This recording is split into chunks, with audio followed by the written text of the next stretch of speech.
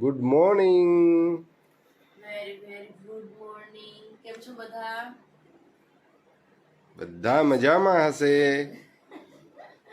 અમારે વૃંદાબેન ને સ્કૂલ નો ટાઈમ થઈ ગયો છે હે ને વૃંદાબેન નું રોજ એનું હોય સ્વેટર આ નથી પહેરવું ના નથી પહેરવું. હમણાં ઓછી ઠંડી છે ને તો આ આછા સ્વેટર પહેરીને જાય. તો બે આછા સ્વેટર છે તો બે એક દિવસ આ પહેરીને જાય છે. અને ઘણા છોકરા ક્યાં હે ને આછા સ્વેટર ના હોય તો ટી શર્ટ પહેરીને આવે. એટલે બેન કે જ મારી ટી શર્ટ પહેરવું છે. એટલે કઈ વાંધો નહીં, ક્યારેક ક્યારેક મનમાની કરવા દેવાય હે ને. શું કેવું તમારું? બરોબર છે, તો જ છોકરાઓને મજા આવે ને. એટલે બેન ટી શર્ટ પહેરી શકે બેન. એ મમ્મા ઘણા પાસે આછા સ્વેટર ના હોય ને તો એક ટી શર્ટ પહેરીને આવે તો કઈ વાંધો નહીં, તો પહેરી જાય. બીજું શું? તમે એવું કરતા નાના હતા ત્યારે? નહીં, હું એવું કાંઈ ના કરતો. હું તો છે ને એક જે ગરમ હોય ને એ જ પહેરી જતો. કે મારી પાસે એક જ ગરમ હોય. અને ઓલો પેણીઓ આપણો 2 વર્ષનો ઈ એવું કરે. બોલ, ઘરમાં પેન્ટ નહીં પહેરવાનું, લેંગી જ પહેરવાની. એને અનકોન્ફર્ટેબલ ફીલ થાય ને, મજા ના આવે. એટલે ખબર પડી નહીં મમ્મા પેન્ટ નહીં. અને આપણે બહાર જવાનું હોય ને આપણે તૈયાર થતા ને તો એને ખબર હોય કે આ બહાર જવાનું છે તો પેન્ટ પહેરી લે, પણ ઘરમાં નહીં. ઘરમાં તો લેંગી છે. એમ કે લેંગી પહેરવી છે. કાવરીંદુ. અને હું મારા છોકરાને જોઉં ને તો મને એવું થાય કે હું કેટલી ડાય હતી મારા બચપનમાં. મેં ક્યારે એવું નથી કીધું મારે આ પહેરવું જે મમ્મી આપે પહેરી લેવાનું. પછી વૃંદા કેવું કરે, મમ્મા હું હાથે નાઈ લે, હા વાંધો ને હાથે નાઈ લે. અને મેં ક્યારે મારી મમ્મીને હું કહેતી મમ્મા હું મારા જાતે નાઈ લઉં, નહીં હાલ બેસી જા. ક્યારે કાંઈ નહીં, મમ્મી કે એમ કરવાનું, મમ્મી દે ઈ કપડા પહેરવાના, મમ્મી દે ઈ ખાઈ લેવાનું, બસ પૂરું. અને મમ્મા આ નથી ખાવું. મને મારું બચપન મને યાદ આવે ને તો મને એવું લાગે ઓ માય ગોડ હું કેટલી ડાય હતી. મારી મમ્મી મને ખરેખર આમ કઈક ઇનામ ના આપવું જોઈએ. હે વાત કરશું આજે ફોન કરીને. વાત કરવી જ જોઈએ ને કે તમે કહેજો તમારી છોકરી કેટલી ડાય હતી હે ને. ડાય હતી ને એવી જ ડાય છે. સાચું કેવું છો કે ખોટું? એ તો વૃંદાને ખબર.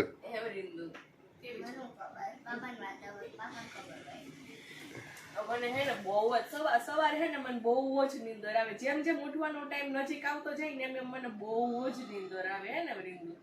અને વૃંદા કેટલી ડાય છે ખબર છે કે ઈ અલાર્મ વાગે ને એટલે ઈ અલાર્મ બંધ કરી દે, બ્રશ કરી લે, ફ્રેશ થઈ જાય, ચેન્જ કરી લે યુનિફોર્મ પહેરીને, અને પછી મને ઉઠાડે હે ને વૃંદુ. ઘણી વાર મારી નીંદર ના ઉડે, ઈ મારી પહેલા ઉઠી જાય. અમાર દીકો કેટલો ડાયો હે ને. હે ડાયા દીકા. કઈક બોલતો ખરા. આપણે એવું ના કરતા. આપણે ટાઈમ ની ખબર ના હોતી કે સ્કૂલ જવાનો ટાઈમ થયો. ઈ મમ્મીને બધું કરવું પડતું. શું કરો છો? નાસ્તો કરું છું. લક્ષિત, તાર નાસ્તો નથી કરવો દીકો? લક્ષિત બધું મોઢામાંથી કાઢી નાખે. હે લક્ષુ, તને શું ભાવે? લક્ષુ પરાઠો કે ભાખરી?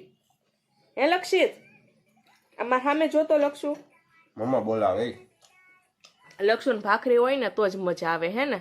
આજે ભાખરીને દહીંનું દરાઈ આવી દેજો હો મને પ્લીઝ. એવું બધું હું ના કરું, હાલતું થઈ જવાય. નજીક જ છે. ક્યાં સીડી ઉતરીને ચડી આમ જાવ ને એટલે આવી જાય. એમ નહીં, મારે હાલીને જવું પડે ને, અને તમારે ગાડીમાં તમારે આવી જાય. એવું બધું ફાલતુ કામ નહીં કરવાનું. હા દીકા. લક્ષુ ભાખરી ખાવી ને? લક્ષુ નાસ્તામાં ભાખરી જ મજા. ભાખરી ખાવી દીકા? જો હા તો મમ્મા આગળ જાશે દરાવવા. અને આજે કેટલી 5 કે 6 તારીખ થઈ ગઈ હે ને, તો કરિયાણાનો માલ પણ લેવાનો છે. અને કાલે છે શુક્રવાર, તો આપણે જાશું ડીમાર્ટમાં. હે ડીમાર્ટમાં જવાની કાંઈ જરૂર નથી. આપણે બધું મળે જ છે. લઈ જજો ને. નહીં, મજા આવે યાર.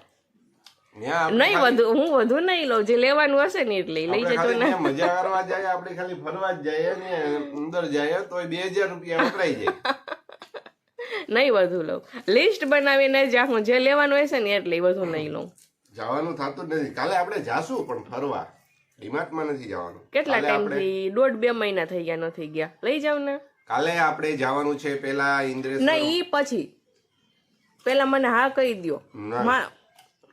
મારે પણ અમુક વસ્તુ બી હે કઈ ના મળે, મારે ત્યાંથી લેવાનું છે પ્લીઝ. ના વધારાની કાંઈ નહીં લઉં. મને લખી દેજે, હું તું બહાર ઉભી રહેજે, હું લઈ આવીશ. ન્યા હા તો હું તમને અહીંયા જ લખી દઈ ને મને લઈ આવી દેજો. બસ એમ. કાલ લખશું. ऐसे त्रास नहीं गुजारने का यार જ્યારે मुजबला કહે કે पर. ચાલો મારે. શું કરે છો? એ પણ બધે કઈ વિડિયો ના લઈ લેવાને બેન કહે.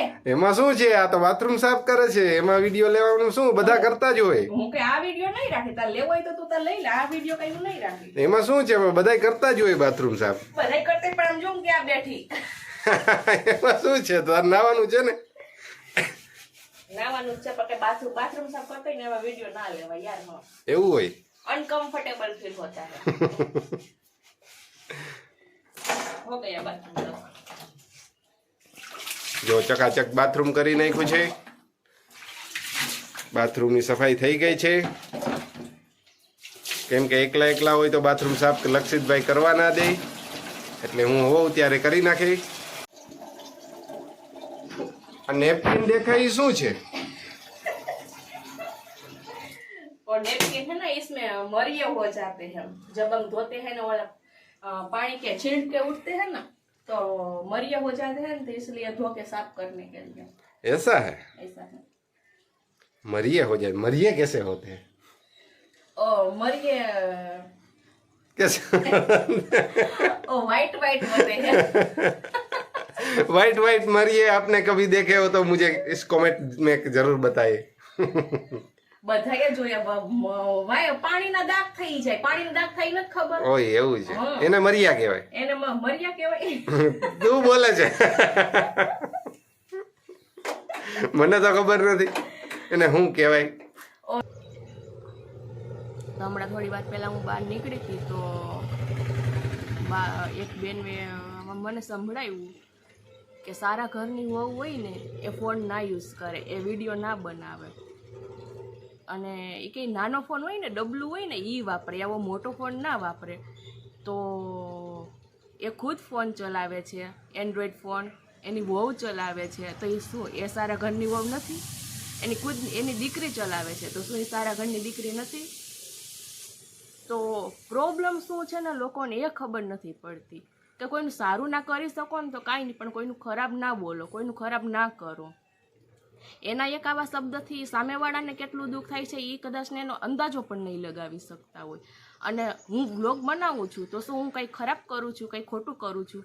હું જે પણ કંઈ કરું છું એ મારી ફેમિલીની મંજૂરીથી કરું છું, એની પરમિશનથી કરું છું, મારા હસબન્ડની પરમિશનથી કરું છું હું. તેમાં એને શું પ્રોબ્લેમ છે હું એમ કહું છું. તમે વળી એવા માણસો હોય એનાથી આપણે કઈ ડરવાનું ના હોય ને, આપણે તો કન્ટિન્યુ રાખવાનું જ હોય. જ્યારે એ બધું યુઝ કરે છે અને તો એની ઉપર લાગુ પડે છે ને, એને સમજણ નથી બોલવા ટાઈમે, એને સમજણ નથી કે મારી વહુ મારી છોકરીને બધી યુઝ કરે છે, તો એને સમજણ નથી.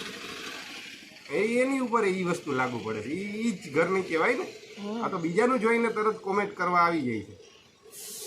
તો મારે એ જાણવું છે કે શું હું કંઈ વ્લોગ બનાવીને કંઈ ગલત કામ કરું છું, કંઈ ખરાબ કરું છું? હું જે પણ કંઈ કરું છું હું મારી મર્યાદાની અંદર રહીને કરું છું, મારી મર્યાદામાં રહીને કરું છું. એને મારા કપડાથી પણ પ્રોબ્લેમ છે. મારી ફેમિલીને કોઈ અમને પરમિશન આપે છે કે હા તું ટી શર્ટ પહેર કરે, અમને કોઈ પ્રોબ્લેમ નથી. એને પ્રોબ્લેમ છે કે સારા ઘરની વહુ હોય આવા કપડાં ના પહેરે.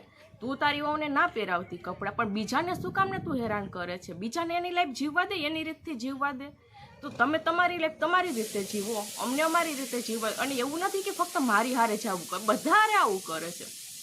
ડોન્ટ વરી, એને તો એવી આદત પડી હોય એટલે એવાથી આપણે ડરીને ના, આપણે જે કામ ચાલુ કરીએ છીએ એ કરતું રહેવાનું. આપણે એની હારે કોઈ લાગે વાગે નથી. જેને જેમ કીધું એ રીતે આપણે કહીએ છીએ બસ. ડરવાની વાત નથી કે ના તો કોઈ દુઃખની વાત છે, કારણ કે આદત પડી ગઈ છે. એ વ્યક્તિથી આવી મેન્ટાલિટી જ એવી છે એ વ્યક્તિની આવી વાત સાંભળીને આદત પડી ગઈ છે. મને તો કે એટલે પહેલી વાર હોય ને તો દુઃખ લાગે, પણ આદત પડી ગઈ છે. અને પાછું મારી હારે કાર્ય નથી કરે, બધા હારે એવું કરે છે એટલે આદત થઈ ગઈ છે. પણ શું કામ ને કરે છે એ ખબર નથી પડતી કે ભાઈ મારી તમે હલકી વાત કરો છો તો તમારી ખુદની પણ હલકી થાય છે ને. કે સારા ઘરની વહુ હોય ફોન ના વાપરે તો શું તમે સારા ઘરની વહુ નથી? તમારી દીકરાની વહુ છે શું એ સારા ઘરની વહુ નથી? તમારી દીકરી છે એ સારા ઘરની દીકરી નથી?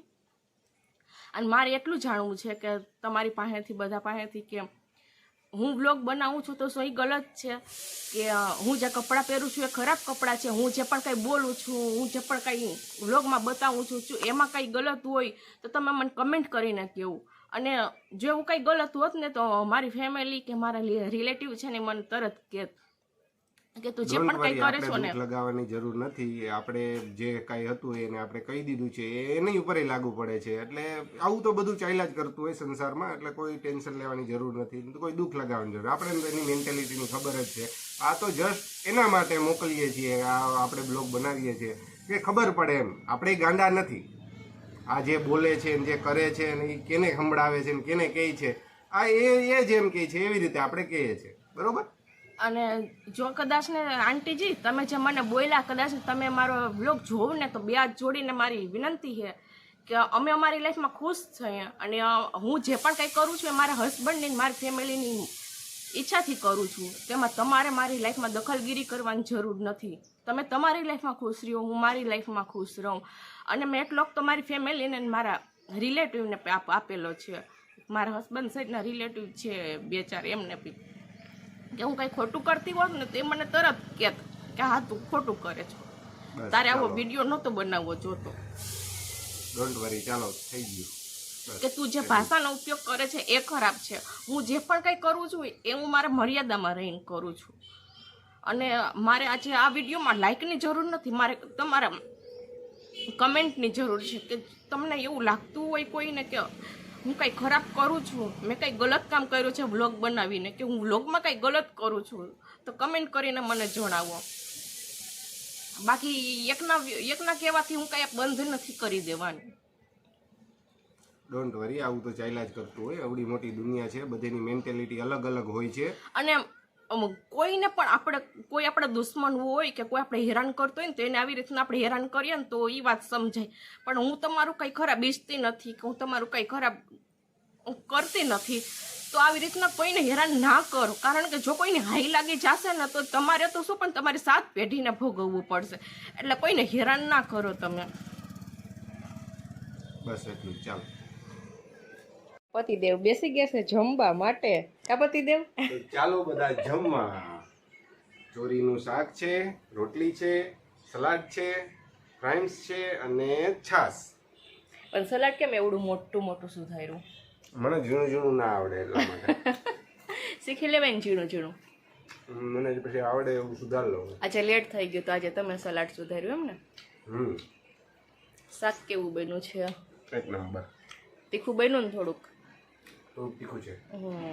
કલ્પેશને બહુ તીખું ના ભાવે હે ને? મોરું હોય તો મજા આવે. હવે તું ટેસ્ટ કર લે.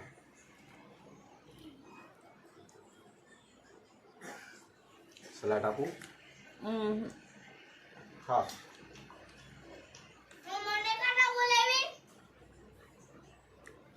તારા વિના હું ખાઉં દીકું? પાપાને લેટ થાય ને એટલે પાપાને જ આપ્યું છે. તમારા મોઢામાં શું છે? એ પાપાએ મને ખવડાવ્યું. આ છે અમારી નહીં કહું તો અમારી બેન રીસાઈ ગયા. દીકું નથી જમવા બેઠી. હજી આપણી તો રોટલી બનાવવાની બાકી છે. હું તારા વગર કોઈ દી જમું માં દીકું? જમો. ના જમું. જ્યારે બોલે જાવ ત્યારે તો જમી લ્યો. ક્યારેક જ બહુ ભૂખી લાગી હોય તો આવી જમા દીકો. નારાજ નહીં રહીને કા? નહીં